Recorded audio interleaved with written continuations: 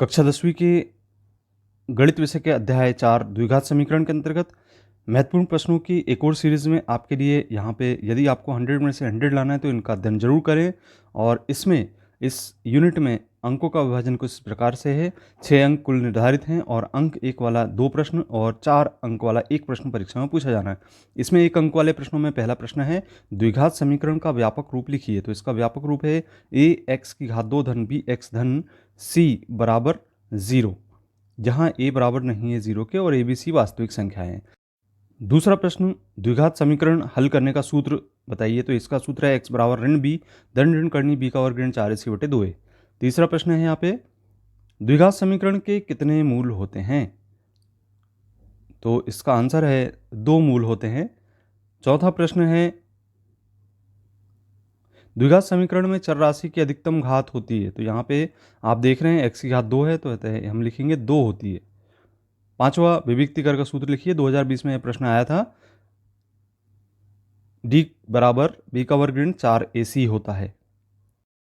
अगला प्रश्न है, विभक्तिकर की स्थिति से संबंधित प्रश्न है। यहाँ पर आप ये देख रहे हैं, यहाँ पे एक सारणी बनी हुई है जिसमें स्थिति बताएगी कि डी का मान 0 से बड़ा है, चिन्ह धनात्मक मान प्राप्त होगा और मूल इसके भिन्न वास्तविक मूल होंगे, मूलों की संख्या 2 होगी। इस प्रकार से डी का मान 0 के बराबर है तो बराबर वास्तविक मूल प्राप्त होंगे और मूलों की संख्या 2 होगी। और डी का मान यदि 0 से छोटा है अर्थात ऋणात्मक संख्या है तो कोई वास्तविक संख्या नहीं होगी, मूल नहीं होंगे, 0 मूलों की संख्या होगी। 2019 में यह प्रश्न आया था। द्विघात समीकरण 3x⁻² ऋण 2x धन 1/3 का विभक्तिकर 2020 में पूछा गया था। इसका आंसर है 0। इसके बाद द्विघात समीकरण 2x⁻² ऋण 4x धन 3 बराबर 0 का विभक्तिकर क्या होगा? इसको हल करेंगे b का वर्ग ऋण 4ac से, तो इसका मान ऋण 8 हमें प्राप्त हो जाएगा। a b c का मान रखेंगे। 9वां प्रश्न, द्विघात समीकरण, यहाँ पे भी मूलों की प्रकृति, b का वर्ग ऋण 4ac से हम निकालेंगे 2a का मान होगा ऋण 3 b का और c का 5। कोई वास्तविक मूल्य यहाँ प्राप्त नहीं होता है। 10वां प्रश्न है, 2 क्रमागत धनात्मक पूर्णांक क्रमशः होते हैं। तो इसमें क्रमशः x तथा x धन 1 होते हैं। 11वां प्रश्न है, 2 क्रमागत सम अथवा विषम धनात्मक पूर्णांक क्रमशः होते हैं। तो यहाँ पे x और x धन 2 होते हैं। 12वां प्रश्न है, 3x⁻² ऋण 2x धन 1/3 का बराबर 0 का विभक्तिकर है। तो इसका आंसर है 0। बहुत ही महत्वपूर्ण प्रश्न है ये सभी परीक्षा की दृष्टि से। अगला प्रश्न इसमें, यदि द्विघात समीकरण 2x⁻² धन kx धन 3 बराबर 0 के दोनों मूल बराबर हों तो k का मान होगा। यहाँ पर b का वर्ग ऋण 4ac बराबर 0 रखने पर धन ऋण 2 करनी 6 हमें प्राप्त हो जाता है। क्या x धन 1⁻² 2x ऋण 3 द्विघात समीकरण है? 2020 में यह प्रश्न आया था। इसे हम सरल करके देखेंगे कि क्या वास्तव में यह एक द्विघात समीकरण है। तो इसको सरल करने पर प्राप्त पाते हैं कि इसका आंसर हाँ है।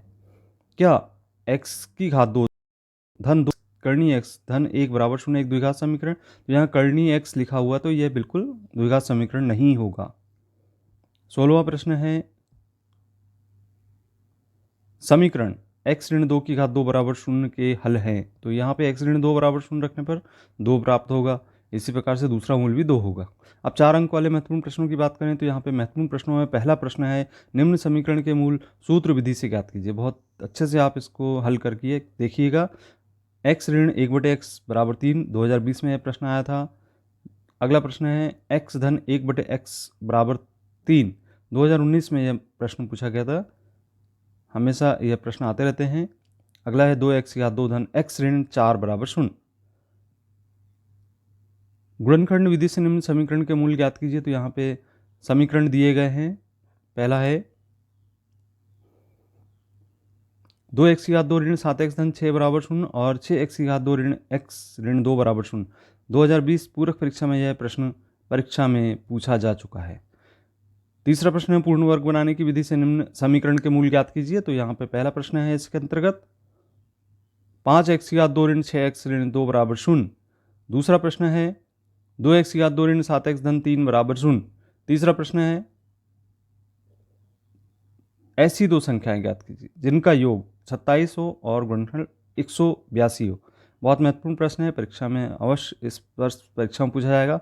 अगला प्रश्न है, दो क्रमागत धनात्मक पूर्णांक ज्ञात कीजिए जिनके वर्गों का योग 365 है। और यहाँ पे दो धनात्मक विषम पूर्णांक ज्ञात करना है जिनके वर्गों का योग 290 है। 2019 और 2020 की पूरक परीक्षा में यह प्रश्न पूछा जा चुका है।